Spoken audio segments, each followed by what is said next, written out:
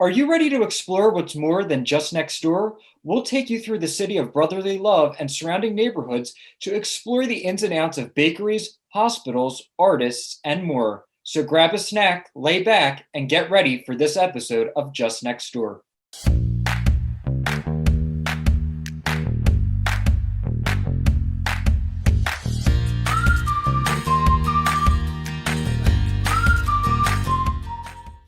Hello, I'm Justin Gick, and we're going to explore more than what's just in Philly today.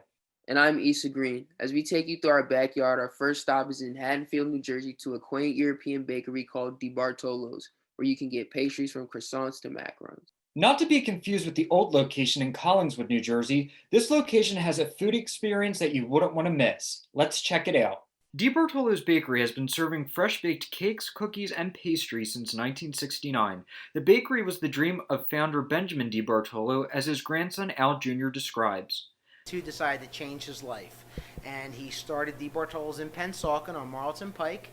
And a few years in, he had passed away, didn't get to see too much. And his young son, still in high school, my dad Al and his brother Mike took over the baking, and then it became a big family affair. The bakery has been at its Collingswood location since almost the beginning. DiBartolo's has been wanting to grow and have recently opened a new location in Haddonfield, this time partnering with a French bakery and serving European treats. This location was chosen because of the lively foot traffic that Haddonfield offers. We love the historic charm. You know, we've always been a Main Street kind of corner bakery, so this model fits. I don't really see us as something that's in a plaza, at least not of yet. But for now, this is, we are your neighborhood bakery. New items have been added to the menu since opening this new location, including 16 different varieties of cake flavors and Napoleons, to name a few. They also now have a cafe seating area and now serve breakfast and lunch. Yeah, we have a light breakfast. It's mainly like egg and cheese on some of the freshly made pastries we're making, like the croissant. You can have it on that. We offer a wide selection of bread. We're actually going to be serving some bread soon. We're looking into baguettes right now. But lunch menu, we have a really nice lunch menu. It is designed by one of the executive chefs under our company umbrella from another restaurant, and they're fantastic. DiBartolo's prides itself in outstanding customer service. Al hopes customers walk away from this location thinking, I want them to always walk away feeling confident in the product that they purchased. You know, we're not perfect, like no one is. We are very strong on accountability. Reporting in Haddonfield, New Jersey, Justin Geck for Just Next Door. Ooh la la, those pastries sure are making my stomach growl. Oui, my favorite pastry is the scones because they are soft, unlike the traditional ones, which are hard. While eating a tasty pastry, you should visit the Instagram page of Kevin Hong at _art_album, giving your opinion on the fashion, music, and other forms of art. Don't forget about his Facebook page, Art Album, where you can see how they connect, grow, and create with other aspiring artists to let us see what's in store. Our album is an art collective filled with many divisions of art. For example, there's a division of visual arts, music, poetry, film photography, entertainment, advertising, and fashion. About our album, our goal was to give artists out there a platform, especially to like the unknown that wanted to bring themselves out there, and also bring the whole art scene well known in Philadelphia. Well, for my goals, I'm heavily involved with everything because like I like to do. It's the same thing as what people call you. What do you do? I call myself as an artist, and I can't just say that I like to do just one certain things because I like to play music. I am a director for fashion and art album.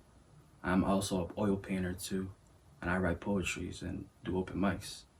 So being an art album, I would like to create as much project as I can and make everything happen. So as soon as we started making things happen, our dreams will come true. All right, so here, this is a painting that I've done last year, 2019. This is a homage to my grandma. There's a self-portrait painting of myself. If y'all didn't know, I'm an oil painter, and most of my art are self-portrait, and this painting is about my own self-reflection of how I've been going through life. Our album already has 35 members from around the city. They plan to expand throughout 2021, and you can find them on Instagram to stay updated on content from every division of their art. Seeing some of these artists create is inspiring me to find a cool vintage item. You can do just that at a vintage store I know. It's called Rotten Olives Vintage. It's based in Philadelphia and has items like clothing and fine china. That's right, there is something for just about anyone. I wonder what we can find. Hey, so my name's Olivia. I am 25 years old and I currently run Rotten Olives Vintage on Instagram and Object Limited and Depop. And Issa has asked me to talk about what's going on with that. So I was born and raised in Philly and just kind of working in restaurants and doing whatever. And then I got a job at a vintage warehouse and so many ups and downs there. But I've always really loved vintage clothes and like vintage everything, like toys and housewares and kitchenware and jewelry and all of it. So I started getting into that while I worked at Bulk Vintage, and just kind of learning the ins and outs of like what means what and what, you know, tag means what era and what kind of material means what decade. And so I started learning that and doing that, and it was really cool, and it was like really eye-opening. I never thought that I was going to be doing it for a living or doing it even part-time. So that's kind of how I got into it. So the last question is, what do you expect in the future? Can we expect to see a full store soon? Dude, that's the goal. I mean, as much as I would absolutely not only do I love like vintage and I love everything that I buy, but also like I love marketing and I love merchandising. Dude, I don't know. I honestly, I just started this maybe 2 months ago and I already have almost 150 or 550 followers. So that in and of itself is like what? Like I had no idea, you know? I had no idea that like this is what would happen, or, you know, any of this. I've made I made like $300 last week. Like what? Like Issa, is there anything in this store that you wouldn't buy? Everything looks appealing to me. Did you see the cat plate? I did see the cat plate actually. I heard that was a top favorite of theirs. Well, everyone certainly has to check it out. Maybe one day someone will find art from our next young aspiring artist, Alyssa Mez. She is just 15 and is turning heads. She sketches using acrylic paint and even paints on clothes, which is a specific textile medium. She's from Northeast Philadelphia and has been working on her craft for many years, so let's see some of her art. I paint on clothes, on shoes, and I work with a bunch of other mediums. My name is Alyssa Mizaraka. I'm 15 years old and I'm an aspiring artist. I remember drawing since I was about 3 years old, broken crayons and anything I could find, putting it on the fridge. I base my art off of my own mental illness and off of other people's struggles in the world. Some of my favorite mediums include color pencils. I refuse to use any other color pencil except Prismacolors. The way Prismacolors work are they're just so much smoother than something like Crayola, and they blend a lot better, which helps for more realistic art. Another medium that I'm very heavy in is paint, acrylic paint. I use it on clothing and shoes, but when you do this, you need to mix it with something called a textile medium, which will make the paint water resistant and able to be put on fabric a lot easier. My most recent project is a deck of cards that I've been painting.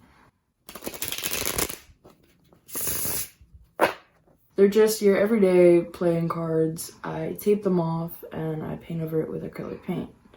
Now, my idea for these cards came from a bunch of different musicians that I fell in love with that have influenced my art for years. I took every number and every suit and I based the artist off of each one. So all of the jacks will be one artist with their album covers on it, and then so on and so forth. And I have a bunch of projects I'm making.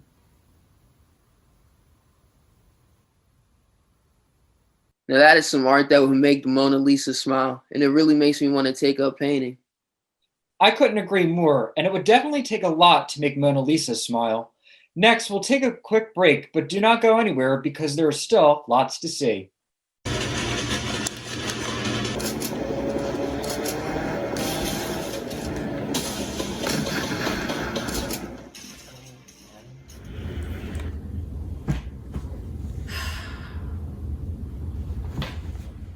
According to the University of Virginia, people who don't regularly exercise may lose up to 80% of their muscle strength by the age of 65.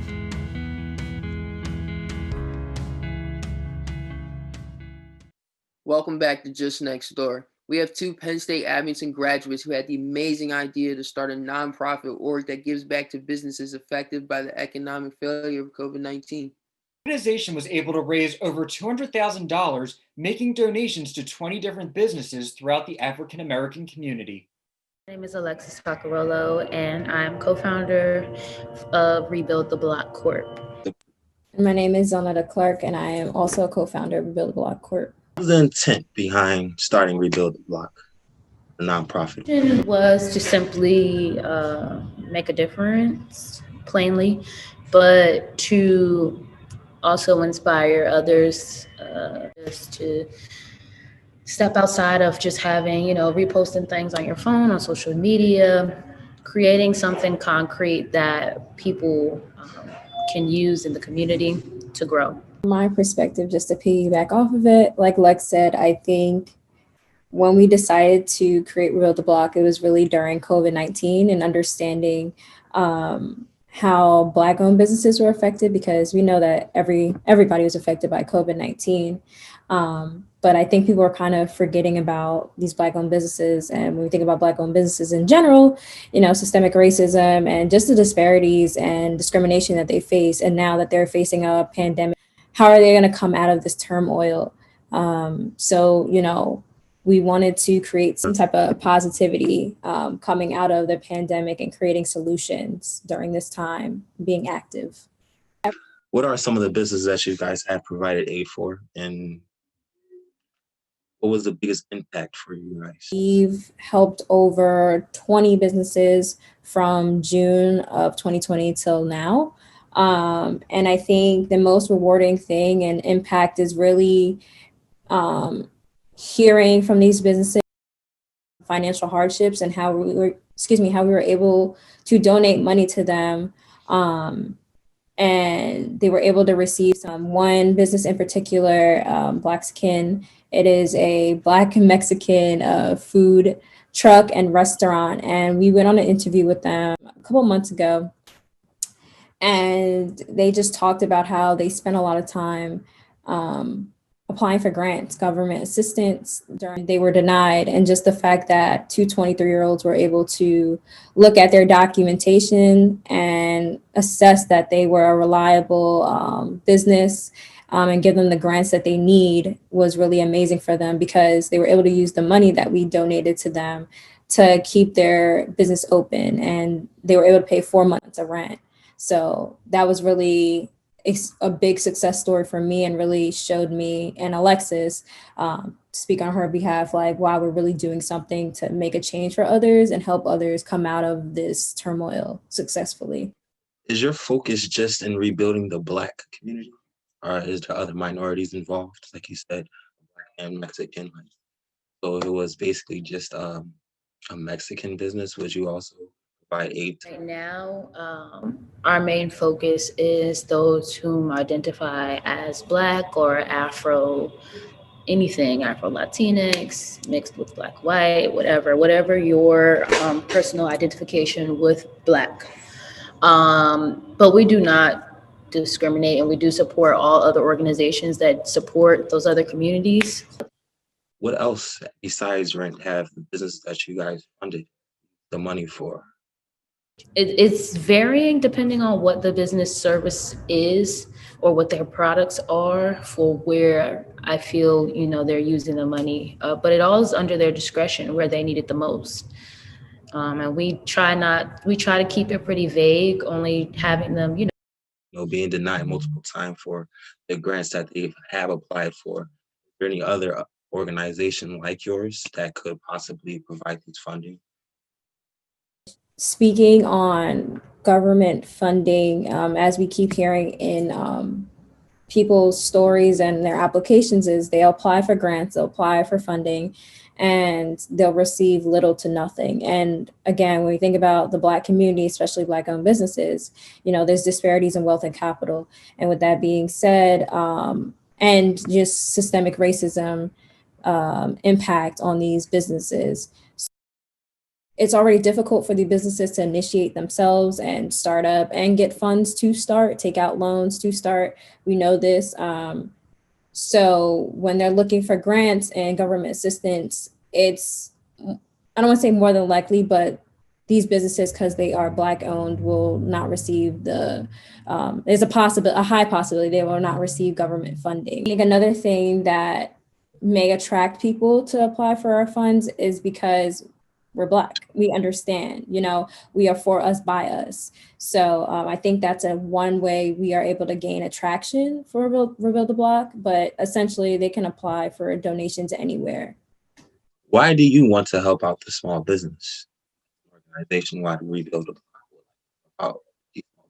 Small businesses, one, often don't get enough, let me say, like she was saying, access to capital, access to resources in general, not all the time, especially Black or minority-owned businesses. And we feel that if you invest in your community will then invest in themselves. If we invest in a floral shop, that floral shop may be able to hire more people from around the community. What's in the future for this organization? What is your ultimate goal? We want to create avenues where Rebuild Block serves as a community liaison, and we have resources for any underrepresented issue within the Black community. So we would like to do like a Rebuild the Block STEM, Rebuild the Block financial literacy programs, Rebuild the Block education programs, Black history programs. What will be the best way to inquire about Rebuild the Block? We always ask people to go ahead and visit our website at rebuildtheblock.org. On there, you'll find everything you need, from why we operate to how we operate. Any questions that you may have can be answered on there. The applications to volunteer with us, applications to apply for the fund, everything is on our website. You can also check out our social media at Rebuild the Block Corp on Instagram, and it's RTB Corp on Twitter. So all those places you'll be able to find more information on what we have going on. That is incredible to hear. It is so refreshing to know that people and organizations like this exist. Exactly. It is easy to want to help, but not many people actually go through it. We're going to take our final break, but don't go anywhere because we will be right back.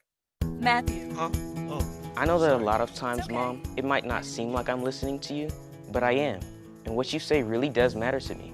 All the talks we've had over the years, including what you've told me about not using alcohol and other drugs, they stick with me, and they make a difference, especially at times that matter most. Hey, want a drink? No thanks, I'm good. So thank you, Dad, for preparing me for what's ahead. Thanks, Mom, for always being my biggest fan. Thank you for talking. Talk. They hear you. Welcome back to Just Next Door. We are heading into our final section of the show, starting with a business that remodel and maintain an East Coast favorite, Wawa, and other gas stations in Pennsylvania and surrounding states. It's a construction maintenance company. We deal with Sunoco, Wawa, and other gas stations. The Wawa and Sunoco are different. There's different materials we use. A terrazzo floor on a Wawa, tile floor on a Sunoco. Wawa serves food, so they have a deli there, where Sunoco doesn't. Wawa, they don't change other gas stations into a Wawa. They either buy a piece of property and they build a new Wawa on it, or we do remodeling of Wawas. So we take the original store and make it into a newer store. The remodel will take 6 weeks. In the remodel, in a 3-week time, we do the outside, and then in 3-week time we do the inside. Wawa doesn't contact us. All the petroleum contractors, which we are petroleum contractors, are on a bid list. So when they want to remodel, they put it out there. They email you, and we bid on the job, and lowest bidder gets the job. So if you ever need a petroleum contractor, make sure to contact A. Yerger Incorporated in Pottstown, Pennsylvania. You know, it has always piqued my interest to know how gas stations come into fruition. Why is that? Because people pass gas stations getting built or updated every day, and not many think about what it takes to actually make one. I've never thought of it that way. Maybe you should look into the history of gas stations as well. Speaking of history, next we will visit the National Constitution Center located in Philadelphia, where you can indulge in gaining knowledge about the Constitution of the United States. Let's see what we can learn. If you're in the downtown area of Philadelphia and you'd like to learn more about our nation's history, you should visit the National Constitution Center. Well, it's a privately funded center, even though it's here in Independence Mall, and it's devoted to educating Americans about the Constitution.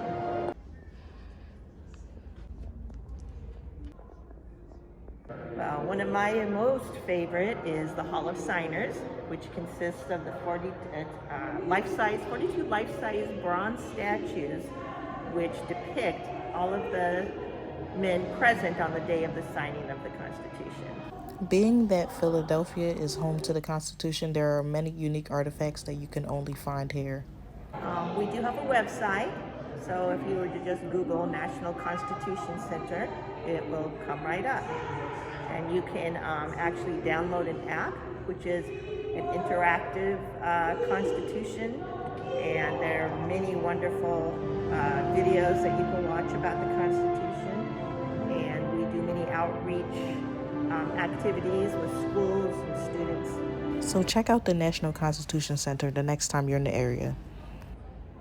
By attending LaSalle and having the ability to see the city, it's really fascinating to see all the history it holds, like being able to have a center dedicated to a document that was written so many years ago.